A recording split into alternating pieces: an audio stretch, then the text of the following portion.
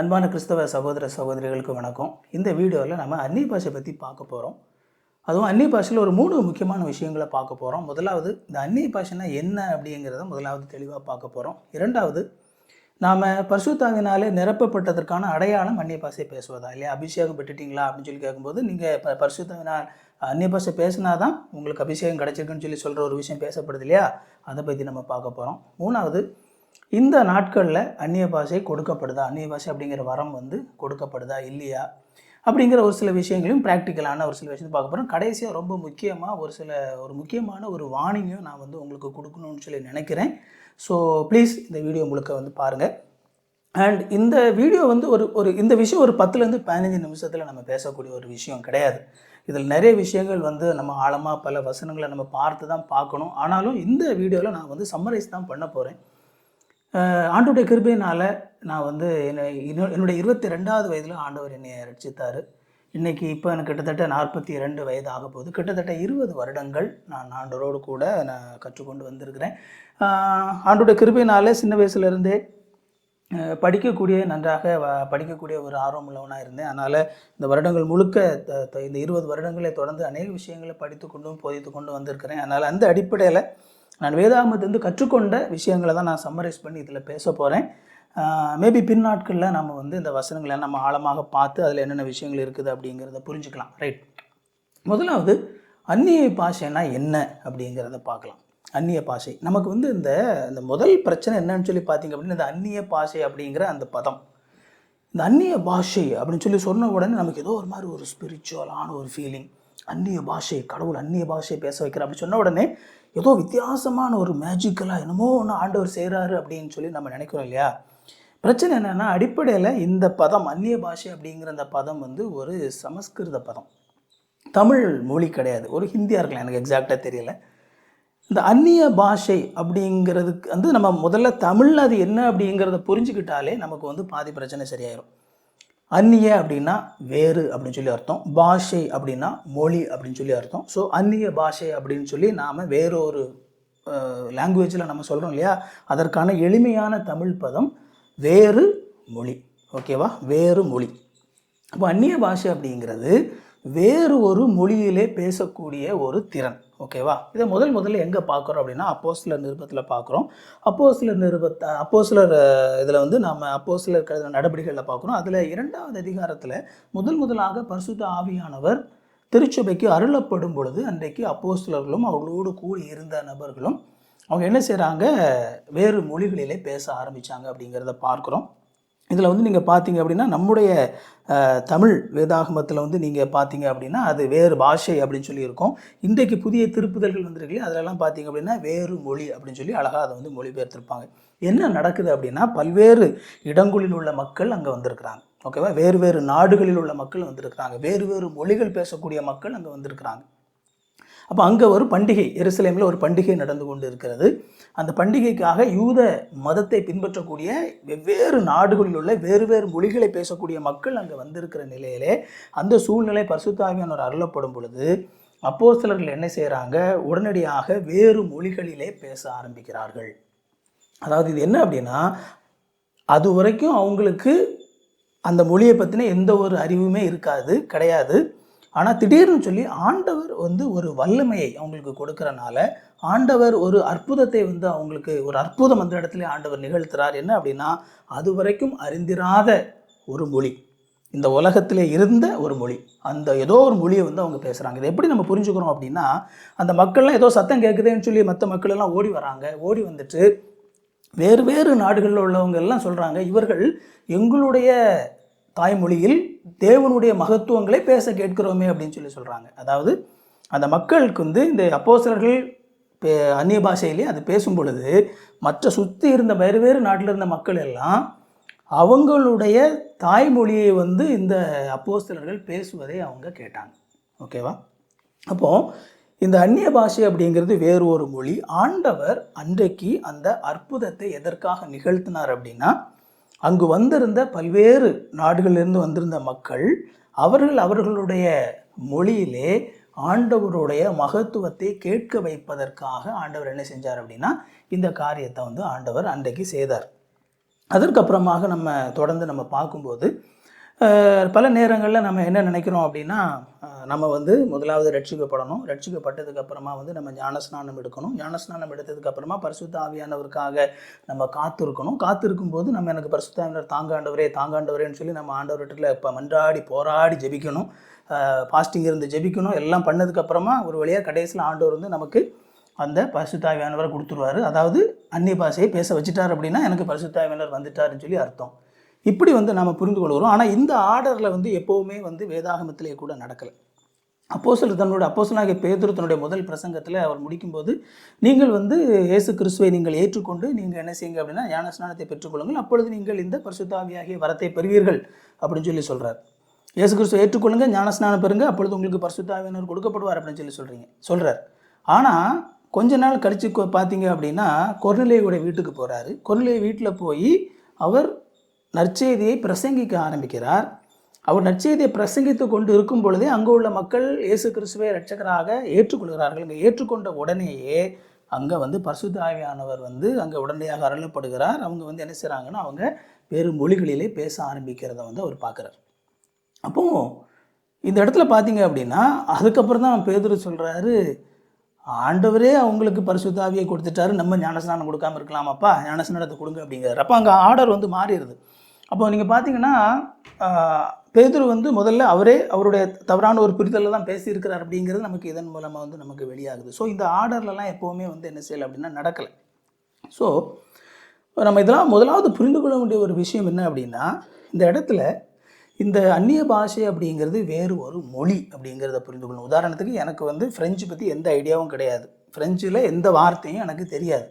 ஆனால் திடீர்னு ஆண்டவர் என்னை பலப்படுத்துகிறாரு. நான் என்ன செய்ய ஆரம்பிக்கிறேன்னா ஃப்ரெஞ்சு மொழியில் பேச ஆரம்பிக்கிறேன், அல்லது ஒரு சைனீஸ் மொழியில் நான் பேச ஆரம்பிக்கிறேன். இப்படி பேசுவது தான் பார்த்தீங்க அப்படின்னா அந்நிய பாஷையிலே பேசுவது. எதற்காக ஆண்டவர் தொடக்க திருச்சபையில் இந்த அந்நிய பாஷை அப்படிங்கிற வேறு மொழியில் பேசக்கூடிய வரத்தை ஆண்டவர் கொடுத்திருந்தார் அப்படின்னா, அன்றைக்கு திருச்சபையிலே ஆண்டவருடைய வார்த்தையை அறிவிப்பதற்காக, கடவுளுடைய வார்த்தையை சொல்லுவதற்காக ஆண்டவர் என்ன செஞ்சிருந்தார் அப்படின்னா இதை வந்து கொடுத்திருந்தார்.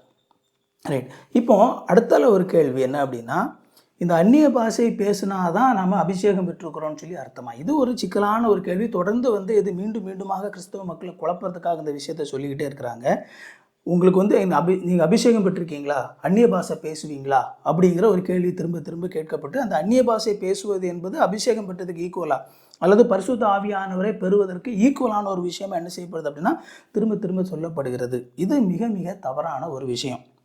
ஏன்னா நம்ம வந்து 1 கொரிந்தியர் 12வது அதிகாரத்தில் இதை பற்றி வந்து பவுல் அந்த கிஃப்ட், அதாவது பரிசுத்த ஆவியானவருடைய வரங்களை பற்றியெல்லாம் அவர் வந்து பேசுகிறாரு. என்னென்னலாம் கொடுத்துருக்காரு அப்படிங்கிறத நீங்கள் வாசித்திருப்பீங்க. ஆனால் அதே அதிகாரத்தினுடைய கடைசி பகுதியில் பார்த்தீங்க அப்படின்னா 29 1 கொரிந்தியர் 12 29 30 வந்து நீங்கள் பார்க்கும் பொழுது அவர் கேட்குறாரு பாருங்கள். அப்போஸ்தலர் ஒரு சில கேள்வி கேட்குறாரு. எல்லோரும் அப்போஸ்தலர்களா, எல்லோரும் தீர்க்கதரிசிகளா, எல்லோரும் போதகர்களா, எல்லோரும் அற்புதங்களை செய்கிறார்களா, எல்லோரும் குணமாக்கும் மரங்களை உடையவர்களா, எல்லோரும் அந்நிய பாஷைகளை பேசுகிறார்களா, எல்லோரும் வியாக்கியானம் பண்ணுகிறார்களா? இந்த கேள்விக்கு என்ன பதில் அப்படின்னா இல்லை இல்லை இல்லை இல்லை இல்லைன்னு சொல்லி பதில். அதாவது எல்லோரும் அப்போஸ்தலர்களா? இல்லை, எல்லோரும் அப்போஸ்தலர்கள் கிடையாது. ஆண்டவர் சிலரை தான் அப்போஸ்தலரை ஏற்படுத்தினார். எல்லோரும் தீர்க்கதரிசிகளா? இல்லை, ஆண்டவர் எல்லாருக்கும் தீர்க்கதரிசிகளாக மாற்றுவதில்லை, சிலர் தான். எல்லாரும் போதகர்களா? இல்லை, சிலர் தான். எல்லாரும் அற்புதம் செய்கிறாங்களா? இல்லை, சிலர் தான். ஓகேவா? அந்த மாதிரி எல்லாரும் அந்நிய பாஷை பேசுகிறார்களா? அதுக்கான பதில் இல்லை. கண்டிப்பாக நாம் அபிஷேகம் அல்லது பரிசுத்த ஆவியானவரை பெற்றுக்கொண்டிருந்தால் நம்ம அந்நிய பாஷை பேசித்தான் ஆகணும் அப்படிங்கிற ஒன்று கிடையவே கிடையாது. ஏன்னா இந்த அதிகாரத்தில் தொடக்கத்தில் நீங்கள் பார்த்தீங்க அப்படின்னா ஆண்டவர் வந்து எதற்காக இதை கொடுக்குறாரு அப்படின்னு சொல்லி நம்ம தொடக்கத்தில் பார்க்குறோம். ஆண்டவர் வந்து எப்படிப்பட்ட வரங்களை எல்லாம் கொடுக்குறாரு அப்படின்னு சொல்லிட்டு வந்து நம்ம பார்க்கும்போது அதில் இப்போ 1 கொரிந்தியர் 12:11 இவைகள் எல்லாம் அந்த ஒரே ஆவியானவர் நடப்பித்து தமது சித்தத்தின்படியே அவனவனுக்கு பகிர்ந்து கொடுக்கிறார். இல்லை, எல்லா வரங்களையும் அவர் ஒரு சில வரங்களை சொல்லிட்டு அதை வந்து ஆவியானவர் பகிர்ந்து கொடுக்கிறார் அப்படின்னு சொல்லி சொல்கிறார். பகிர்ந்து கொடுக்குறார், அப்போ ஷேர் பண்ணி கொடுக்குறார். எல்லாருக்கும் ஆண்டவர் வந்து கண்டிப்பாக, அதாவது அடிப்படை பிரச்சனை என்னென்னா நீங்கள் வந்து அந்நிய பாஷையை கண்டிப்பாக பேசித்தான் ஆக வேண்டும். நீங்கள் அந்நிய பாஷை பேசலை அப்படின்னா உங்களுக்கு அபிஷேகமே இல்லை, பரிசுத்த ஆவியானவர் உங்கள்கிட்ட இல்லை அப்படின்னு சொல்லி சொல்கிறது மிகப்பெரிய ஒரு தவறான ஒரு விஷயம். இதில் வருந்தக்கூடிய ஒரு விஷயம் என்ன அப்படின்னு சொல்லி பார்த்தீங்க அப்படின்னா, இன்றைக்கி வந்து பல திருச்சபைகளை இந்த இந்த அந்நிய பாஷையை வந்து ப்ராக்டிஸ் பண்ணக்கூடிய பல திருச்சபைகளில் பார்த்தீங்க அப்படின்னா, கண்டிப்பாக வந்து நீங்கள் இதை பேசி தான் ஆகணும் அப்படிங்கிற ஒரு விஷயம் மீண்டும் மீண்டுமாக வந்து அது இது பண்ணப்படுது. அது மட்டும் இல்லாமல் பல நபர்கள் வந்து அவங்க வந்து பேசாமல் இருக்கும்போது நீங்கள் இதை பேசு, நீ இதை பேசு, நீ இதை பேசு அப்படின்னு சொல்லி அவங்கள வந்து என்ன செய்கிறாங்க அப்படின்னா, தொந்தரவு பண்ணி அவங்கள வந்து ப்ரெஷர் பண்ணுற நிறைய வேலையை பார்க்குறாங்க. வேதாகமத்தில் அந்த மாதிரி ஒரு இடத்துலையும் நீங்கள் கண்டிப்பாக அந்நிய பாஷை பேசித்தான் ஆகணும் அப்படின்னு சொல்லி இல்லவே இல்லை. நீ ஆண்டவர்கிட்ட கேளு, நீ ஆண்டவர்கிட்ட கேளு அப்படின்னு சொல்லிட்டு ஆண்டவர்கிட்ட கேளு அப்படின்னு சொல்லி சொல்கிறாங்க. இது வந்து கிஃப்ட்டு. இது வந்து ஆண்டவர் என்ன செய்கிறது அப்படின்னா கொடுக்கறது. ஓகேவா? ஆண்டவர் கொடுக்கறது. நீ வந்து கேட்டு கேட்டு கேட்டு கேட்டு வாங்கிக்க அப்படிங்கிற மாதிரியான ஒரு விஷயங்கள் பேசப்படுது. அதுவே வேதாகமத்துக்கு புறம்பானது. இதில் என்ன அப்படின்னா, நான் வந்து சில வருடங்களுக்கு முன்னாடி ஒரு ஒரு ஒரு வாலிபர்கள் மீட்டிங்கில் வந்து கலந்து கொண்டிருந்தேன். அப்போ அதில் வந்து நான் பேசும்போது ஒரு தம்பி வந்து என்கிட்ட பேசுனாங்க. அவங்க சென்னையில் வந்து அவங்க ஒரு வேலைக்காக போயிருக்காங்க. பணி செய்கிற இடத்துல பக்கத்தில் ஒரு திருச்சபை. அந்த திருச்சபைக்கு அவங்க சரி பக்கத்தில் தானே இருக்குது அப்படின்னு சொல்லி போயிருக்கிறாங்க. போன இடத்துல பார்த்தீங்கன்னா அது வந்து அவங்க அந்நிய பாஷை பேசக்கூடிய ஒரு திருச்சபை. அப்போ வந்து இந்த தம்பி வந்து நல்லா பாடக்கூடிய ஒரு தம்பி அப்படிங்கிறனால அந்த வந்து ஸ்டேஜில் கூப்பிட்டு வச்சு நல்லா பாட்டெல்லாம் பாட வச்சுருக்காங்க. ஆனால் அந்த பாஸ்டருக்குடைய பிரச்சனை என்ன அப்படின்னா, இந்த தம்பிக்கு வந்து அந்நிய பாஷை பேச வரல. அப்போது எல்லாரும் வந்து திருச்சபையில் வந்து அந்நிய பாஷை பேசுங்க, எல்லாரும் அந்நிய பாஷை பேசி ஆண்டவரை துதிப்போம் அப்படின்னு எல்லாரும் ஆவிலே நிரம்பி துதிப்போம்னு சொல்லி சொன்னோன்னே எல்லாரும் பேசுகிறாங்க. இந்த தம்பி வந்து இப்படி தான் வரலையே. அவன் பேசாமல் நிற்கும்போது அவன் பேசுடா, நீ ஏதாவது பேசுடா, நீ பேசு, நீ ஏதாவது ட்ரை பண்ணி பேசுடா அப்படின்னு சொல்லி பண்ணியிருக்கிறார். அந்த தம்பி என்கிட்ட வந்து அண்ணே எனக்கு ரொம்ப கஷ்டமாக இருக்குண்ணே, எனக்கு இது வரலாம் செய்யலை, என்னை வந்து எப்படியாவது சும்மா நீயே பேசு பேசு அப்படின்னு சொல்லி சொல்கிறாங்க அப்படின்னு சொல்லி இந்த மாதிரி ஒரு விஷயம் நடந்துக்கிட்டு இருக்குது. ஓகேவா? இன்னொரு தம்பி இப்போ 2 நாளைக்கு முன்னாடி போன வாரத்தில் தூத்துக்குடியிலேருந்து ஒரு தம்பி பெபின்னு சொல்லிட்டு பார்த்து மெசேஜ் பார்த்து மீட் பண்ண வந்திருந்தாங்க. அவங்களும் இந்த மாதிரி ஒரு சர்ச்சுக்கு போகும்போது இதே மாதிரி தானே என்னை தொந்தரவு பண்ணுறாங்க. எனக்கு கூட டக்குன்னு ஏதாவது 2 வார்த்தையை டூப்ளிகேட்டாக அடித்து விட்டுடலாமான்னு சொல்லி மனசில் வந்துச்சு. இப்போ இதில் பார்த்தீங்க அப்படின்னா ஒரு ஒரு ஒரு விஷயம் நடந்துகிட்டு இருக்குது இந்த திருச்சபைகளில். என்னென்னா, இந்த அந்நிய பாஷை பேசுகிறதாக வந்து எல்லாரும் ஒரு தோற்றம் ஏற்படுது இல்லையா? அதில் நிறைய பேர் வந்து நம்ம ஏதோ அந்நிய பாஷை பேசலைன்னா நமக்கு ஆவி இல்லை போல், நமக்கு வந்து பரிசுத்த ஆவியானவரே நமக்கு கொடுக்கப்படலான்னு சொல்லி இந்த திருச்சபை மக்கள் நினச்சிருவாங்க அப்படிங்கிறதுக்காக எல்லாரும் பேசும்போது இவங்களும் கூட சேர்ந்துட்டு ஷரபரா ஷல்லபரபரபரபரா ஷரபரான்னு சொல்லி என்னத்தையாவது ஒரு வார்த்தையை அடிச்சு விட்டுறது. அப்படின்னா பக்கத்தில் இருக்கும், எப்பாடா பாஸ்டருக்கு திருப்தி, அந்நிய பாஷை பேசிட்டான்டா. இப்போ இந்த 2 தம்பிமாரும் அட்லீஸ்ட் அவங்களுக்கு மனசாட்சி இருக்குது, நமக்கு வந்து அது வரலை, அதனால் வந்து என்ன செய்யலை அப்படின்னா பேசாமல் நமக்கு தான் வரமாட்டேங்குதுன்னு சும்மா நிற்கிறான். ஆனால் ஒரு பெருங்கூட்டம் பாஸ்டரை ஏமாத்துறதுக்கும் கூட இருக்கிறவங்க ஏமாத்துறதுக்கும் சும்மா அடித்து விட்டுக்கிட்டு ஒரு பெருங்கூட்டம் நான் என்னை பேசுகிறேன்னு சொல்லிட்டு ஒரு கூட்டம் ஏமாற்றிட்டு இந்த மாதிரியும் ஒரு காமெடி நடந்துகிட்டு இருக்குது. என்ன அப்படின்னா புரிஞ்சிக்க வேண்டியது, கண்டிப்பாக எல்லாரும் அந்நிய பாஷை பேசித்தான் ஆகணும், அப்படி பேசினா தான் பரிசுத்த ஆவியினால் நிரப்பப்பட்டிருப்போம் அப்படின்னு சொல்லலாம் வேதாகமும் சொல்லவே இல்லை. சரியா? அந்த விஷயத்துக்காக தான் வந்து என்ன செய்கிறேன் அப்படின்னா, நான் வந்து இதை திரும்ப மீண்டுமாக நான் வந்து உங்களுக்கு இதை சொல்கிறேன். ரைட். இதில் வந்து நம்ம பார்க்க வேண்டிய முக்கியமான ஒரு விஷயம் என்ன அப்படின்னா, ஓகே ரைட், இந்த விஷயத்தை நம்ம டீல் பண்ணியாச்சு. நீ அடுத்தால நீங்கள் பார்த்தீங்க அப்படின்னா, இந்த அந்நிய பாஷை அப்படிங்கிற வரம் இந்த நாட்களிலே கொடுக்கப்படுகிறதா? இது வந்து பார்த்தீங்க அப்படின்னா ஒரு சிக்கலான ஒரு கேள்வி தான். ரைட். இதில் வந்து பார்த்தீங்கன்னா 2 பொசிஷன் இருக்குது. இப்போ கொடுக்கப்படுகிறது அப்படிங்கிற ஒரு பார்வை இருக்குது. இல்லை எந்த வரங்களுமே வந்து அடையாள வரங்கள் எதுவுமே கொடுக்கப்படல, செசேஷனிஸ்ட் அப்படின்னு சொல்லுவாங்க, அந்த மாதிரியான ஒரு பார்வை இருக்குது. நான் இப்போ வந்து இந்த நாட்களில் வந்து அந்நிய பாஷையை கொடுக்கப்படலை அப்படிங்கிற அந்த எக்ஸ்ட்ரீம் இதுக்கு கூட நான் போகலை. அதை பற்றி வந்து பேசணும் அப்படின்னா கூட நான் அதற்கான ஒரு சில ஆதாரங்களை எடுத்து என்னால் பேச முடியும். பட் நான் அந்த எக்ஸ்ட்ரீம் கூட நான் போகலன்னு சொல்லி வச்சுக்கோங்களேன். ரைட். அந்நிய பாஷை அப்படிங்கிற ஒரு விஷயம் இந்த நாட்களிலே கொடுக்கப்படுவதாகவே இருக்கட்டும். ஓகேவா? கொடுக்கப்படுவதாகவே இருக்கட்டும். இதில் வந்து 1 கொரிந்தியர் நிருபத்தில் வந்து 12வது அதிகாரத்தில் வந்து அந்த கடைசியில் வந்து 13வது அதிகாரத்தில் வந்து அப்போஸ்தலனாகிய பவுல் எழுதும்போது அதில் கடைசியில் வந்து நீங்கள் பார்த்தீங்க அப்படின்னா அந்த 13 கடைசியில் அவர் வந்து சொல்லும்போது, நான் வந்து 13:11 சொல்கிறேன், நான் குழந்தையாக இருந்தபோது குழந்தையை போல பேசினேன், குழந்தையை போல சிந்தித்தேன், குழந்தையை போல யோசித்தேன், நான் புருஷனான போதோ குழந்தைக்கேற்றவைகளை ஒழித்து விட்டேன் அப்படின்னு சொல்லி சொல்கிறாரு. அதே மாதிரி 10வது வசனத்தில் பார்த்தீங்கன்னா, நிறைவானது வரும்போது குறைவானது ஒளிந்து போகும் அப்படின்னு சொல்லி சொல்கிறார். இதில் ரொம்ப முக்கியமாக கவனிக்க வேண்டிய விஷயம் என்ன அப்படின்னா, இதில் இருக்கிற கிரீக் கிராமர். ஓகேவா?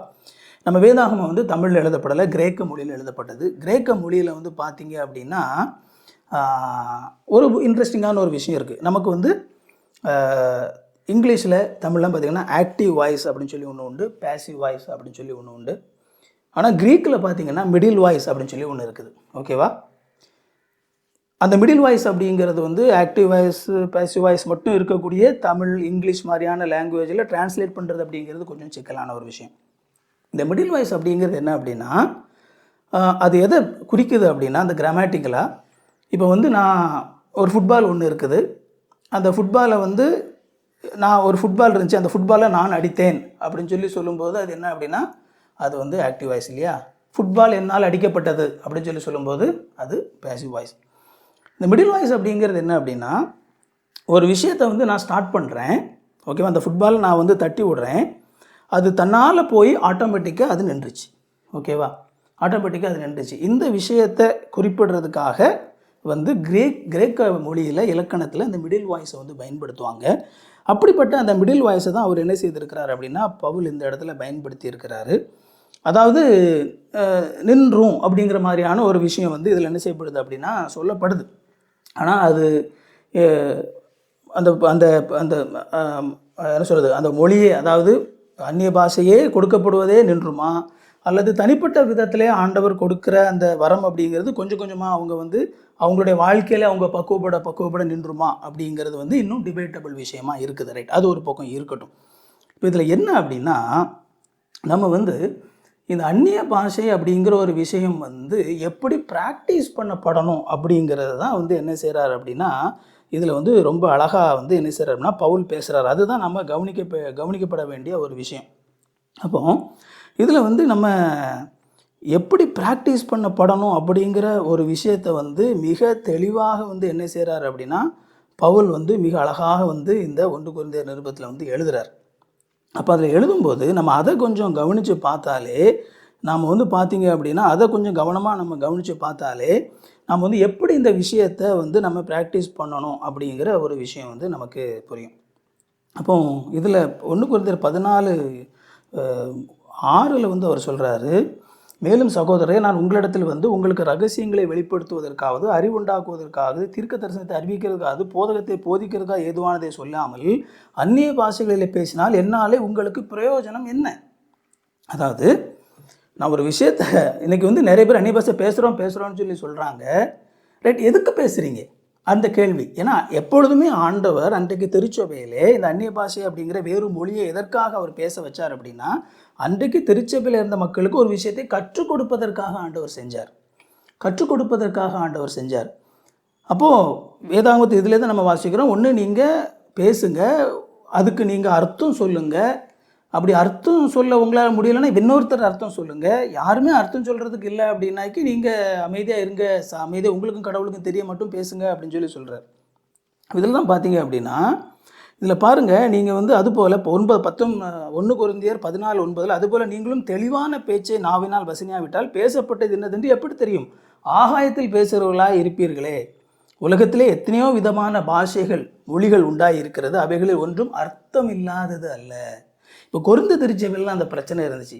என்னான்னே தெரியாத ஒரு விஷயத்தை இன்றைக்கி நடக்கிற மாதிரியான ஒரு விஷயத்தை பேசிட்டு இருந்தாங்க. அர்த்தம் இல்லாமல் ஒன்றுமே கிடையாதுப்பா, நீங்கள் என்னமோ செய்கிறீங்களே, ஆனால் அதுக்கு என்ன அர்த்தம், என்ன தான் மீனிங் அப்படின்னா ஒருத்தருக்கும் தெரியலை. அப்போ அதனால தான் வந்து பார்த்தீங்க அப்படின்னா அவர் சொல்கிறாரு, நான் உங்கள்கிட்ட வந்து 1000 வசனம் அந்நிய பாஷையில் வேற ஒரு மொழியில் பேசிகிட்டு இருக்கிறத விட ஒரு தமிழ் சர்ச்சையில் போய் உட்காந்துட்டு ஒருத்தர் சைனீஸ் மொழியில் மிக வல்லமையாக 1.5 மணி நேரம் பிரசங்கம் பண்ணுறாரு. ஏதாவது பிரயோஜனம் உண்டா? ஒரு 10 நிமிஷம் ஒருத்தர் தமிழில் ஆண்டோடைய வசனத்தை எடுத்து சொல்கிறார், அதுதானே பிரயோஜனமாக இருக்கும். அதை பற்றி தான் அங்கே பேசுகிறார். அப்போது நீங்கள் சர்ச்சில் கடந்து என்ன பார்த்தீங்க அப்படின்னா, இங்கே வந்து ஒரு பயங்கரமான ஒரு கயோஸ் அந்த கொரிந்து திருச்சபையில் பார்த்தீங்க அப்படின்னா ஒரு குழப்பமான ஒரு இது இருந்தது. அது நீங்கள் தொடர்ந்து நீங்கள் வாசித்தீங்க அப்படின்னா இல்லை கவனமாக பாருங்கள்.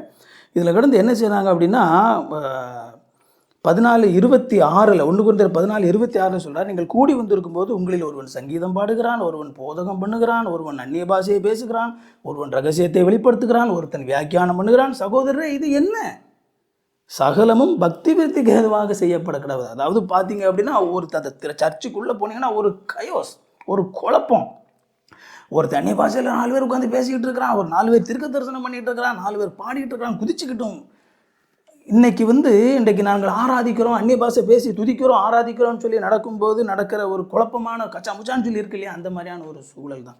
தங்கு தங்கு தங்கு தங்கு கிடந்து குதிக்கிறது, பல நேரங்களில் பல பெண்கள் அவங்களுடைய உடைகள் கூட விழுந்து போகிறது தெரியாத அளவுக்கு கிடந்து நாங்கள் ஆவிலே நிரம்பி நாங்கள் துதிக்கிறோம்னு சொல்லி கிடந்து குதிச்சுக்கிட்டோம் உள்ள போகிறத பார்த்தீங்க அப்படின்னா, என்னடா இது அப்படின்னு சொல்லி கேட்குற மாதிரியான ஒரு விஷயம் என்ன செய்யுது நடக்கும். அப்போ அவர் அழகாக சொல்கிறாரு, யாராவது அந்நிய பாஷையில் பேசுனீங்க அப்படின்னா எப்படி பேச சொல்கிறார், இதை நல்லா கவனிங்க. அதாவது அந்நிய பாஷை இப்போ கொடுக்கப்படுதா கொடுக்கப்படலையா அப்படிங்கிற டாப்பிக்குள்ளே இப்போ நான் போகல. கொடுக்கப்படுது அப்படிங்கிற இதிலேயே நம்ம பேசுவோமே. அப்படி கொடுக்கவே பட்டாலும் அந்த அந்நிய பாஷை வரம் எப்படி ப்ராக்டிஸ் பண்ணப்படணும் அப்படிங்கிறத மிக தெளிவாக என்ன செய்திருக்கிறாரு பவுல் இதில் குறிப்பிட்டிருக்கிறார். யாராவது அந்நிய பாஷையிலே பேசுகிறது உண்டானால் அது 2 பேர் மட்டில் அல்லது மிஞ்சினால் 3 பேர் மட்டில் அடங்கவும். அவர்கள் சரி 3 பேரும் ஒரே நேரத்தில் பேசலாமா? இல்லை, அவர்கள் ஒவ்வொருவராய் பேசவும் ஒருவன் அர்த்தத்தை சொல்லவும் வேண்டும். வேறொரு மொழியில் ஒருத்தன் பேசுகிறான்னா ஒருத்தன் பேசணும், இன்னொருத்தன் அதுக்கு அர்த்தம் சொல்லணும். இப்போ இங்கிலீஷில் மெசேஜ் கொடுக்குறாங்க, அதுக்கு தமிழில் டிரான்ஸ்லேட் பண்ணுவாங்களே, அந்த மாதிரி. அப்போது அர்த்தம் சொல்லுகிறவன் இல்லாவிட்டால், இப்போ நீ பேசுகிறப்பா ஒன்னாலையும் அர்த்தம் சொல்ல முடியலை, அர்த்தம் சொல்கிற இன்னொருத்தனும் இல்லை அப்படின்னா, அர்த்தம் சொல்லுகிறவன் இல்லாவிட்டால் சபையில் பேசாமல் தனக்கும் தேவனுக்கும் மட்டும் தெரிய பேசக்கூடவன். சத்தம் போட்டு கூப்பாடு வைக்காத, அர்த்தம் சொல்கிறதுக்கு ஒருத்தனும் இல்லை அப்படின்னா நீ உனக்கும் கடவுளுக்கும் தெரிய மட்டும் என்ன செஞ்சுக்க, பேசிக்க. அதே மாதிரி தீர்க்க தரிசிகளும் பார்த்தீங்கன்னா 2 பேராவது 3 பேராவது பேசலாம், மற்றவர்கள் நிதானிக்க கடவர்கள். இன்னொருத்தருக்கு ஒன்று வெளிப்படுத்தப்பட்டுச்சுன்னா முந்தி பேசினவன் அமைதியாரு, இப்போ திரும்ப நீ பேசு அப்படிங்கிற மாதிரி எல்லோரும் கற்கிறதுக்கும் எல்லாரும் தேர்கிறதுக்கும் நீங்கள் அனைவரும் ஒவ்வொருவராக என்ன செய்யுங்க. 33வது வசனத்தில் எழுதுறாரு, தேவன் கலகத்திற்கு தேவனாக இராமல் சமாதானத்துக்கு தேவனாக இருக்கிறார். அதனால் நீங்கள் என்ன செய்யுங்க, எல்லாமே கவனமாக நீங்கள் செய்யுங்க அப்படின்னு சொல்லி சொல்கிறாரு. கடைசியில் நீங்கள் பார்த்தீங்க அப்படின்னா சகோதரரே, கடைசி வசனத்தில் சகலமும் நல்லொழுக்கமாகவும் கிரமமாயும் செய்யப்பட கடவுள். ஒரு திருச்சபை ஆராதனை அப்படிங்கிறது நல்லொழுக்கமாயும் கிரமமாயும் இருக்கணும். கயோஸ், குழப்பமும் கூச்சலும் கூப்பாடுமா இருக்கக்கூடாது. என்ன நடக்குது சொல்கிறாரு, கல்லாதவன் ஒருவன் உங்களிடத்துல வந்தான் அப்படின்னா நீங்கள் பாட்டுக்கு ஆளாளுக்கு கிடந்து இப்படி பண்ணிட்டு இருந்தீங்கன்னா அவன் உங்களை பார்த்து என்ன நினைப்பான்?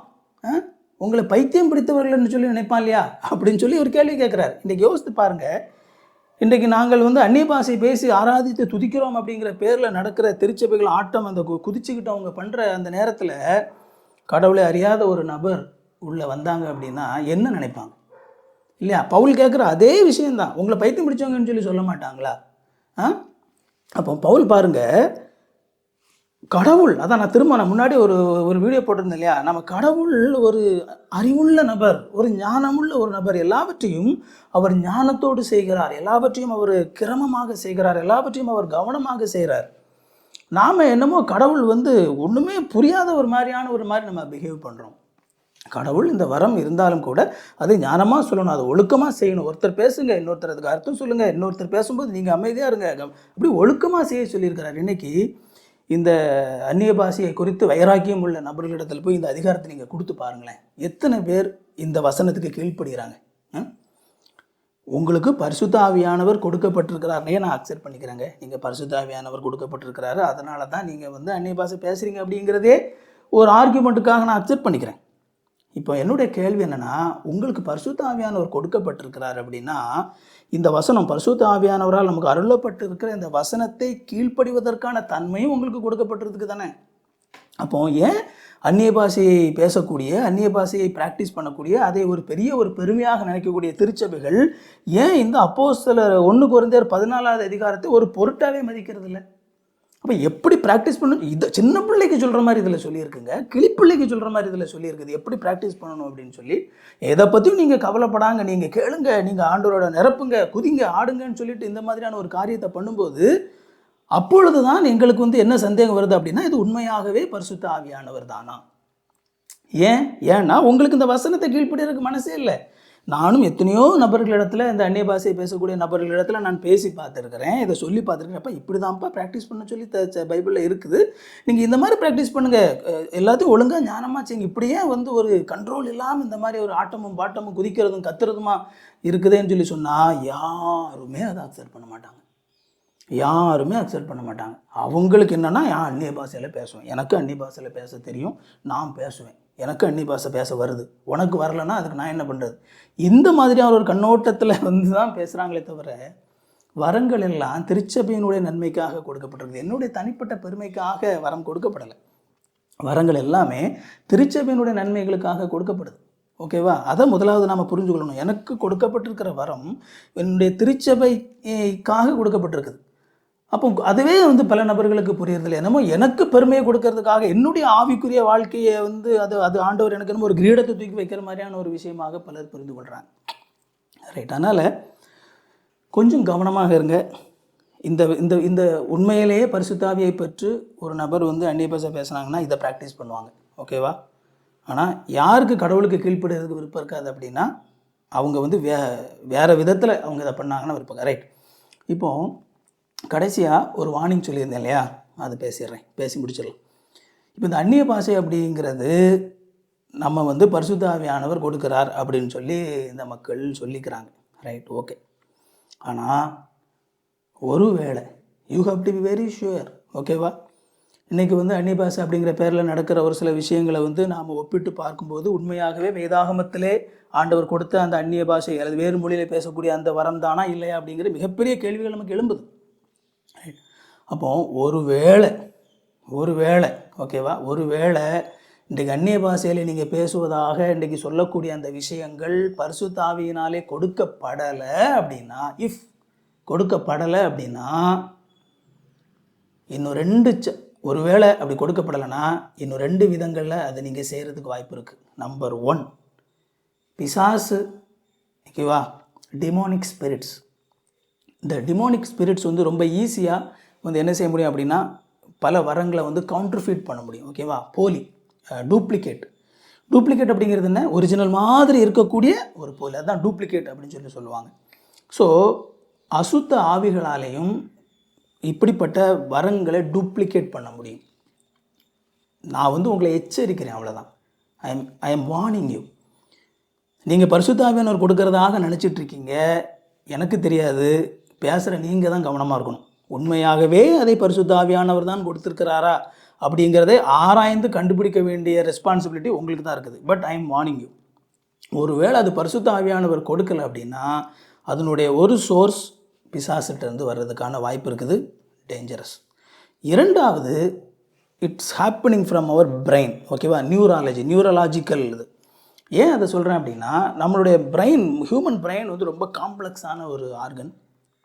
இந்த மாதிரி வந்து சொல்கிறது ஒரு கிளர்ச்சி அடையக்கூடிய ஒரு நிலை அப்படிங்கிறது கிறிஸ்தவத்தில் மட்டும் இல்லை, எங்கெல்லாம் வந்து வேகமாக மியூசிக் அடித்து அப்படி கொட்டை அடித்து அப்படி வேகமாக அப்படி பண்ணுறாங்களோ அங்கே எல்லாமே வந்து அந்த மியூசிக்குக்காக தங்களை வந்து அப்படியே வந்து அந்த மியூசிக்கில் கொடுக்குறவங்க என்ன செய்கிறாங்க அப்படின்னா ஒரு பரவச நிலையை ஏற்றுறாங்க.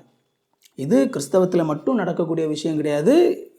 இந்த மாதிரி வந்து வேகமாக கொட்டடிச்சு ஆடுற பல மதங்களில் இந்த விஷயம், அதாவது இந்த மியூசிக்கு வேகமாக போட்டு ஆடி ஒரு பரவச நிலையை எட்டக்கூடிய ஒரு நிலை அப்படிங்கிறது வந்து அதுலேயும் இருக்குது. அப்போ இது மோஸ்ட்லி ஒரு சில நேரங்களில் நம்முடைய பிரெயின் அந்த இசைக்கு வந்து அந்த மாதிரி ஒரு வேளை ரியாக்ட் பண்ணுறதுக்கான வாய்ப்பு இருக்குது.